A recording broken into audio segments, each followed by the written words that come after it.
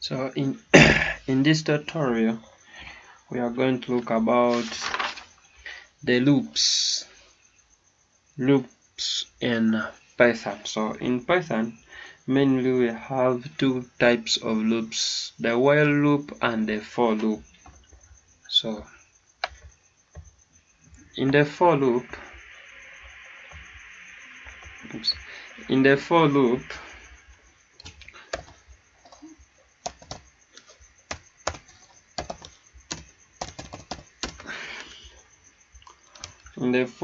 especially this is used to run statements many times subsequently in a function, in that when we want to write 1 from 1 to 100, it's going to take us a lot of time.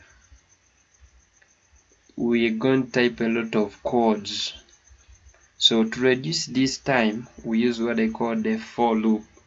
So let me say you're working on a certain program, but you want to type from 1 to 10,000. So it's going to take for you a lot of time to type from 1, 2, 3, 4, 5 up to 10,000. So to minimize that time, we loop through. We use a for loop.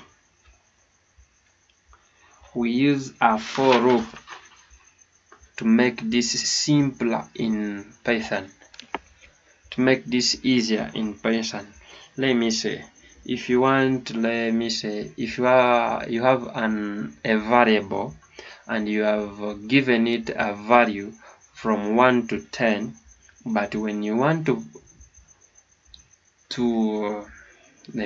execute those values in the loop or in the variable, so we loop those variables instead of executing one by one or looping or typing one by one. We just loop through that variable. In that, let's say that we have a variable called our list. So a variable called our list. In this list, let me put 1, 2, 3, 4, 5, 6, then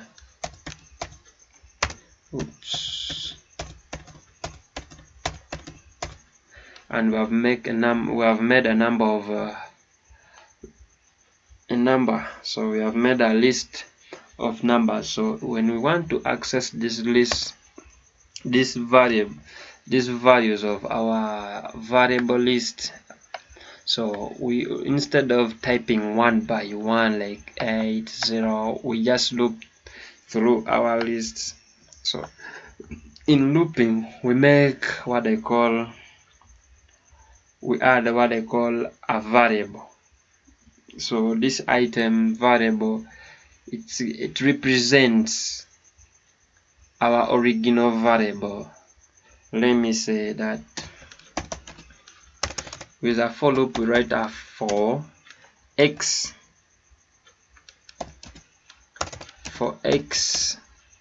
in our list. What do we want to do? We want to loop through for x in our list. We want to loop through x. So let's say we want to print out x. So this is the variable I was talking about. We create a variable to represent our original variable we want to loop through. The original variable we want to loop through. So when we try to run our program,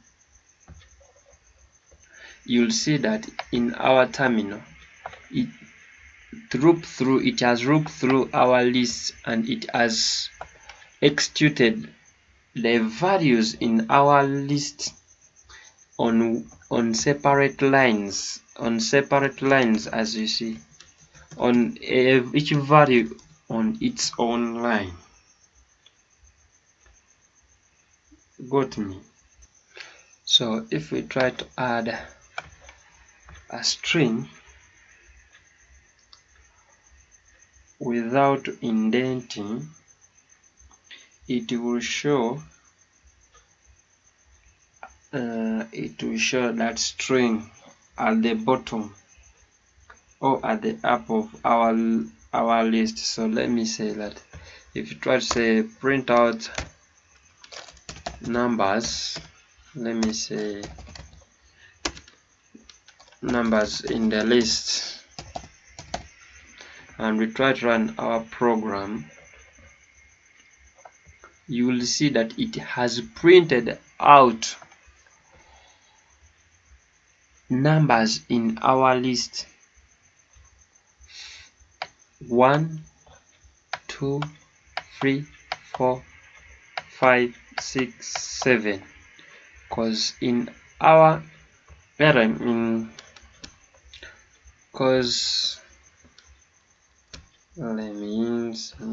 in our variable,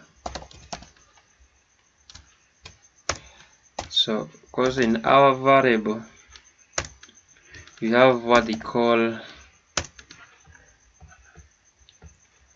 we have 7 elements in our variable, as you see. So when we try to print out the number of values or of elements in our list, we see that there are 7. So it represents the number in our list. When we try to print out the number in our list of a string, the string represents, it is represented 7 times on each single line, on each separate line. So this first list represents 1, the second list represents 5, the third list represents 6, so the last one represents 8. 7 times, because in our list we have 7 times. But when we try again to print it again, like print x, and we try to run again our program, we see that we get a different expression. So a different expression in our terminal, as we see. So it has printed out 1, and it prints the second, the string. It also has printed the string next, then it loops through our list and prints again the screen, again it prints again the string. The second time again it loops through and goes to 5. After going to 5 again it loops the string. Then after looping the string, it goes back to 6, and again it loops until the values or the elements in our list get over. So it's like saying in loop through it, like it's like saying print out, let me see, like y equals x plus minus 1.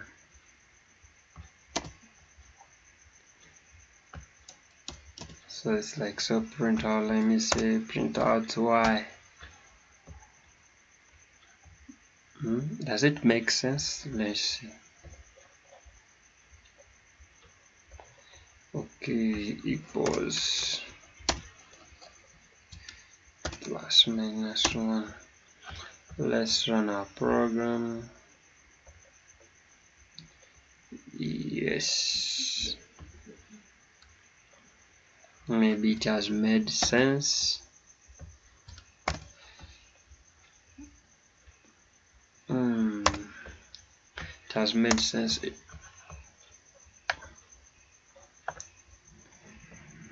But let's not go deep far. Let's continue with our, this is out of our study today. So we can also apply So we can also apply for loops on in different sequences. Let me say like in different formats. Let's also make a list a variable with a string instead of numbers. So let me say months. Let's make a variable of months equals maybe equals November, equals a string called November. So and loop through, let's say for letters. So for letters in November, for letters in months,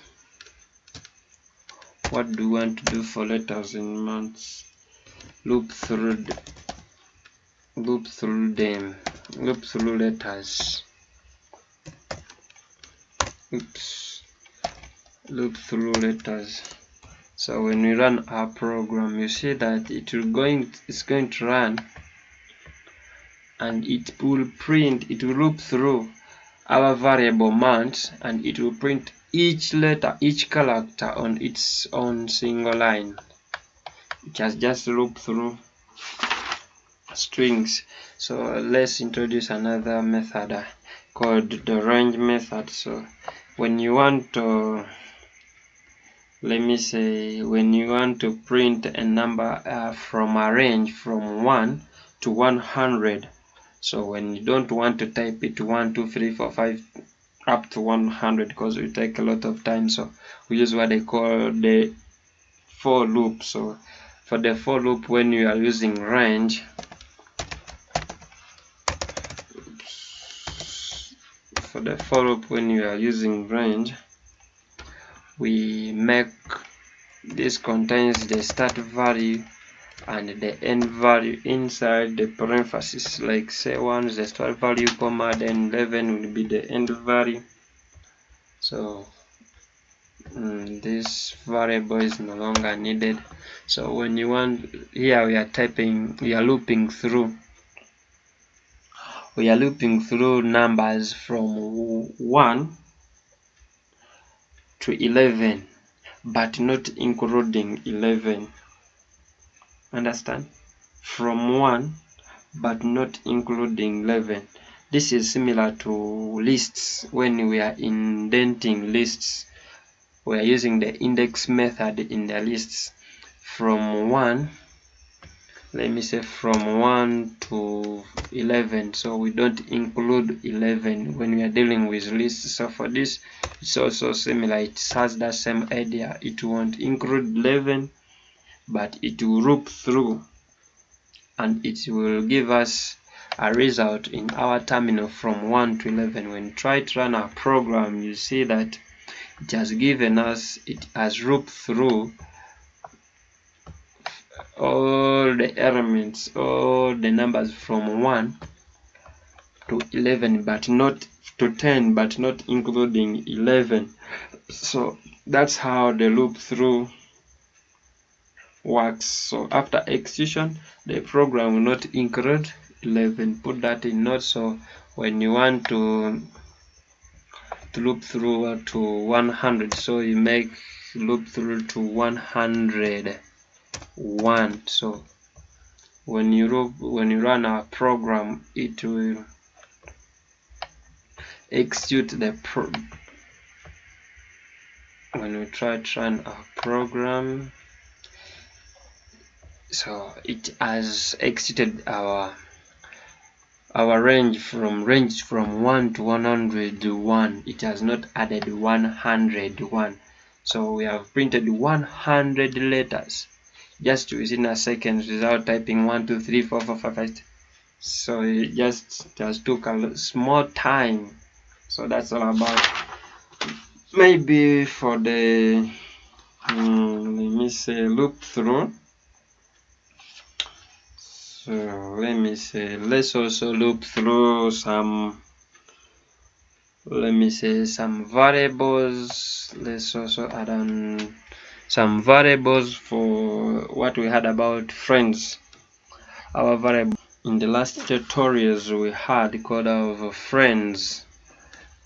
So if you recall, in our tutorial we had a variable friends. So in this variable we have Jim, Kevin, Ryan. So when we want to use a for loop to print out the names in our variables, let me say for names in friends, print out names. When we try to run our program in our terminal, we see that it has printed out the names on each different lines. So when we can also use the range method, and also we print out the same, we print out names. So like names, comma, let's say LAN. So for this, put it inside.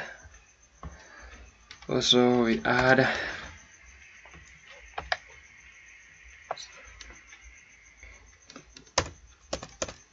we see that we print out, if we want to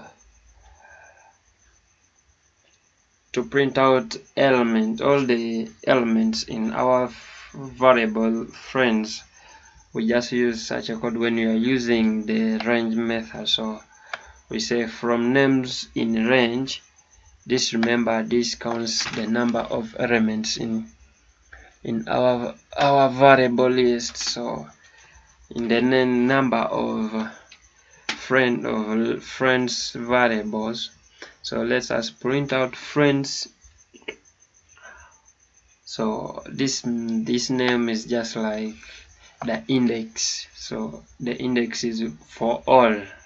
So when you try again to run the program, we see that it also prints out the exact all the values in our list friends. So when we move name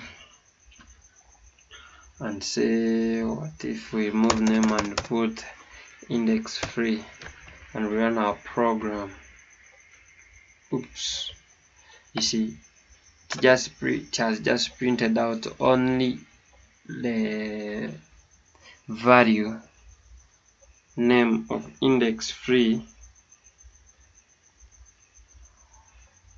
It has looked through the value of index free, whereby the value of index free is free. Let's say you want to loop through from free to, let me see, from 2 to 3. So when we run our program, we see that it has looped through Kevin. So it has looped through Kevin throughout, you see. So that's all about looping through. So in the next tutorial, we are going to talk about the while loops. So in the while loops, so yes, it has looped through in the list, and it has picked the index number 2, ranging from 2 to 3. So it has just picked the index number of 2, as you had seen in the last tutorial talking about the index function. So that's all about index in the for loop, dealing with for loop with variables. So in the next tutorial, we are going to talk about the while loop and while true conditions. So let's move to the while loop. So in this while loop, it also executes a group of codes or values or strings multiple times repeatedly until a certain condition is reached, is true or false. It can be reached or true or false. That's all about the while loop. It has a certain condition which can be reached so that it can break the code and it ends looping through. So that's all about the while loop. So for it, you can say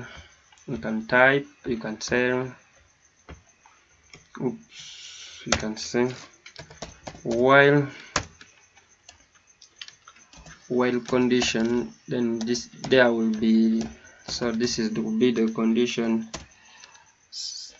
like that. Then so it uses a condition. For it uses a condition. So you can set a variable, say 10. Let's say condition. Let's say a condition.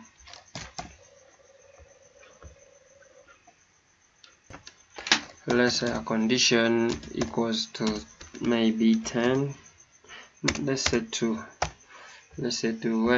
And you say, well, a condition is less than 10. Is less than 10. You print out for me the condition. You print out for me the condition. So to print out the condition, there will be a condition to be fulfilled. You see, there will be a condition to be fulfilled until that condition is true, so that it stops to execute the code. So the condition will be condition equals condition plus 1. So it will loop through and it's going to add 1 to 2 until it reaches to 10, but it won't include 10 because if it won't include 10, because if you add up 10 plus 1, you get 11. So the condition is telling us less than 10. It will just sum up 2 plus 1, you get 3. 3 plus 1, you get 4. 4, the condition will be now 4. 4 plus 1, you get 5. The condition will go to 5. 5 plus 1, you get 6. Until the condition is fulfilled, not less than. The condition is not less than 10. So when we try to run our program, we will see that in our terminal, it has only executed from 2 up to 9, because the condition is less than 10. So when you tell 9 plus 1, that is 10. So 10 equals 10. So it's not less than 10. But if the condition was less than or equals 10, when we try to run our program, you will see that it's going to include 10, because the condition 10 equals 10. You see, because the condition 10 will be equal to 10. So because of this equals 10, but when we remove this equals 10 and we run again the program, you will see that it will include 10. So when we change the condition and we say that greater than, let's run our program and see whether it will give us none. Oops. So let's return our program and run again. It will include 10. So that's the while loops. It executes codes, but with until the condition is fulfilled. Also, there's a while loop. We also have what they call while true. So we have so for this while loop, while true. Oops. For this while true. So while true, this will execute the task according to the condition, and this means that an infinite loop which will break once the condition is fulfilled. Also, if you want to the loop to be infinite, this is another option. So if you want to loop through a certain condition, or to loop through for infinity, this is what they call infinity looping. infinity to break once the condition is fulfilled. What can I say? This will start running the sequence you entered infinitely. It will not stop until you break the loop yourself. So in this case, we are going to use the while true loop with the if statement in order to limit or break or to stop it. But for while, only while loop, it just executes the code or program until a certain condition is fulfilled. Well, for the while true, you just stop it by yourself. You stop it. We use what they call the control flow tools or the conditions, the if statements, in order to limit or break or stop it. So in this case, we are going to have a variable x and will be assigned. We are going to have a variable x and will be assigned to value 8. And in another thing, we can also use a function called the break, which will automatically break it or stop our program, or the function. So also there is a certain function we are going to use what they call continue. This continues the process. This continues the process if we are asked for. So when we have already made our variable x with a value 8. So let's say that x, assume x is equal or plus 2. So this is similar to saying x is equal to x plus 1 plus 2. So this expression is similar to this one, to x equals plus 2. So let's say x is equals x plus 2. So for a condition, let's say a condition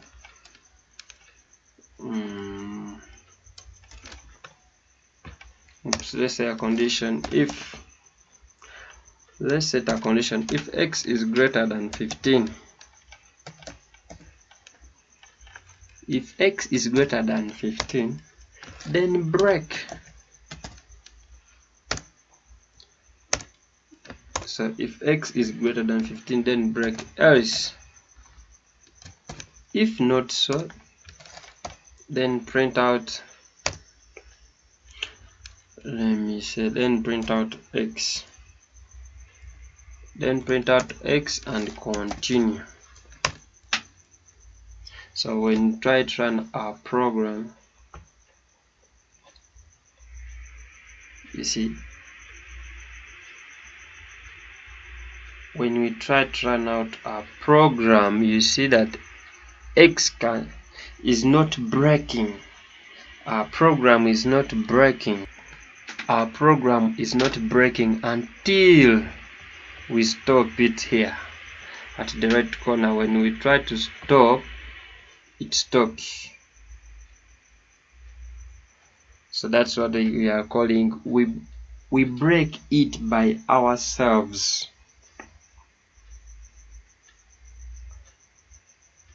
We break it by what? By ourselves. So when we try again to remove the code and we use x is equal to x plus 2 and we break the code, we also continue. When we run our program, you see that it has given us, it has broken the loop when x has become or is equal to 15, because x should not be greater than 15. So since our condition started that it must be less than 15, so 15 is greater than 5.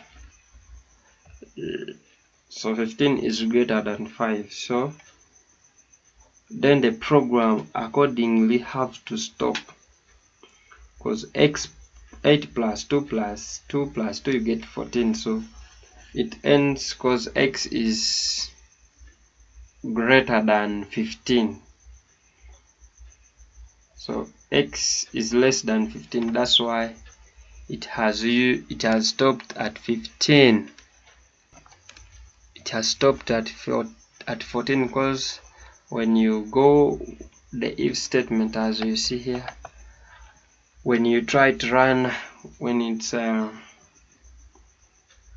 greater than 15, x should not, if x is greater than 15, you break in that x must be less than 15. When it goes beyond 15, the code will break. So when x is equal to 15 or has gone greater than 15, the code has to break. This is what we have been talking about. You break. If x is greater than 15, break the code and print out x. So that's all about the true.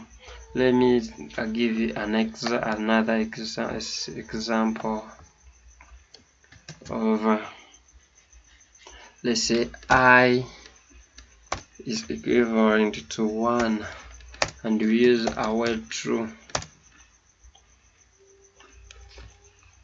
We use the first code of just while. So I is the condition is less than 10. We had already seen this. Let's say the condition is while true. So while true, comma, let's say I equals I. Let's make this 16. I is equals is less than or equal minus 1 minus 2. So if I is less than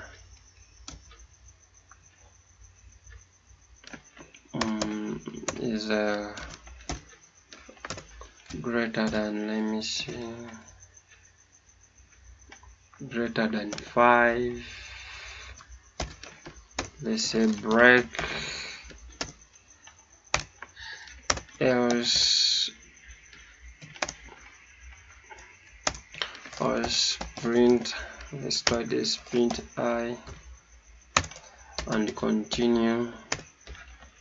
So when we run our program, we get none. So let's say, oops, let's run our program. Yes, this is what I'm talking about. If I is less than 5, you break the point. You break and continue as print I and continue. So it loop through 5, any figure less than, any figure greater than 5, but between 16. It will loop through any figure greater than 5, but between 16, because I equals 16. So it will loop through any figure greater than 5, but less than 15, and it will break. After breaking, it will continue and prints out those figures in our terminal. So that's all about what you heard about while and true loops. So we are going to build what I call a guessing game. According so far for what we have learned since we began from the day we began our program learning, so we are going to build what I call a guessing game. So in this guessing game, we will first create a variable to store our secret word. So we are going to write a guessing game which will store, which one will predict the password or a word which will be so that to crack the game. So we are going to make a variable called guess word, and inside here we are going to put the word to be guessed. The word to be guessed, say it's Python. This variable will store our word, where the user will keep guessing into the program. Also, we will make a variable which will store guesses of the user. This will be an empty string. Also, we will make a variable called which will count the number the user will have put the guessing time. So guess count will equal to 0 because the user hasn't yet attempted to put in any guessing word. So also the number or the time guess limit, that say how many times the user will attempt the program, how many times, let's say 3 times. Also when the user will be out of guesses, the game will what? The game must collapse out of guesses with the so far false reason he has not yet attempted to put in the guess. So let's use the while the guess is not equal to secret word,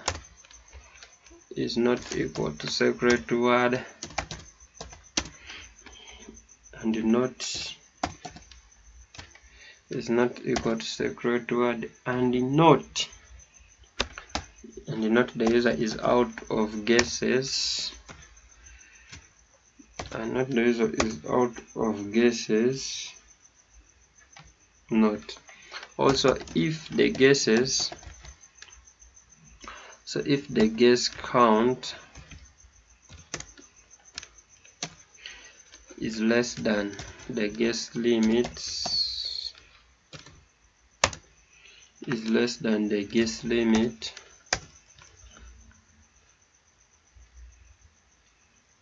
so this time guesses will be equal to input prompt to input of the user will enter the guess. He feels that it's true, and also the guess limit, the guess count So the guess count will be equal and plus 1, else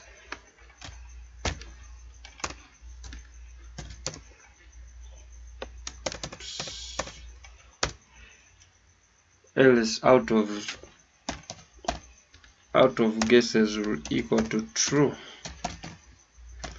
If the user is out of guess counts, will equal to what? Will equal to true. So let's also to prompt a user if is out of guesses. If you are out of guesses, what will happen to the user? What message will happen to the user, to our program if out of guesses? So you just print out out of guesses.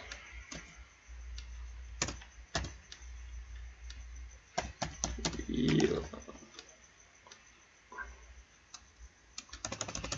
Let me say try again the guess. Try again the guesses. S if it's not out of guesses, let's print oops, you win.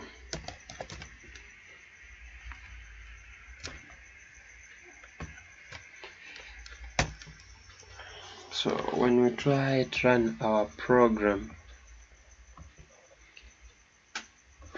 let's see in what's happening in our terminal. It tells us oops. So let's try and we put a long one. We press enter. We press enter. We press enter. Oops. And error. So let's run again our program and we see. Yes, let's try to type the wrong answers. Oops, long. It gives us the second chance, the third chance. It tells us you are out of guesses. Try again guesses. So let's run again our program. Let's input the wrong guess word. The last one. Let's try. Let's say we have. Let's type the correct secret word. See, you see, you have one cause we have put the correct correct guess. So let's run through again the code and you understand.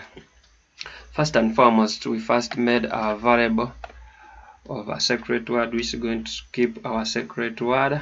Second, we made a variable called guesses which is going to store the guesses put in by the user. The guess count, the number the user has already put in has already attempted. So also have the guess child limit, the number the user is going to be permit or is going to put in, how many times the user is going to guess.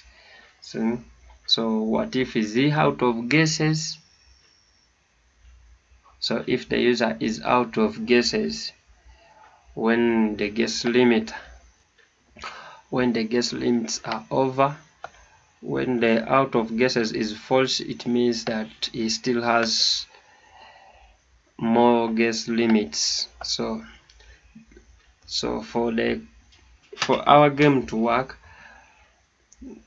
so for the user to still put in the the secret word. This condition above should be fulfilled. The secret word and should not be out of guesses, should be fulfilled. Also, if the number he has put in is not less than the guess limits, so he will still put in the what? He will still put in the guess. This condition will allow the user to put the counts, because it will count the number of guesses as the user has attempted to put in. If the out of guesses runs true when the user has put more than 3 times, out of guesses will come true, and if it come true, then the user, it will prompt out him to will be out of guesses. He will be out of guesses. If he will be out of guesses, this message will pop out that you are out of guesses, try again later. So try again guesses. If not so, then the user has won. So let's again run again our program and we put, so let's run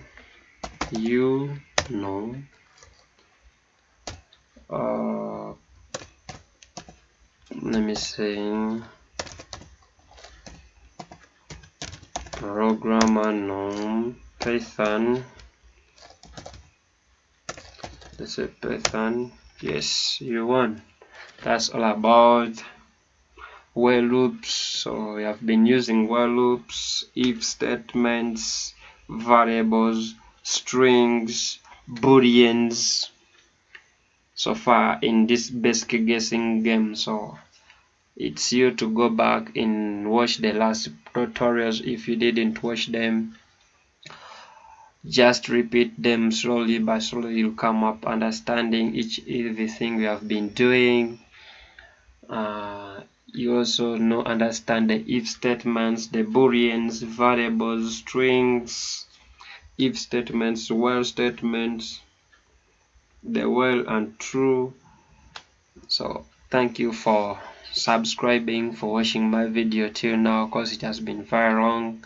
Thank you very much. Don't forget to hit the notification bell to get more videos. Thank you very much. Share, don't forget, share, like, subscribe, comment also. You can comment. Thank you very much. Let's meet in the next tutorial. It was Undercode Software by me, Ryan.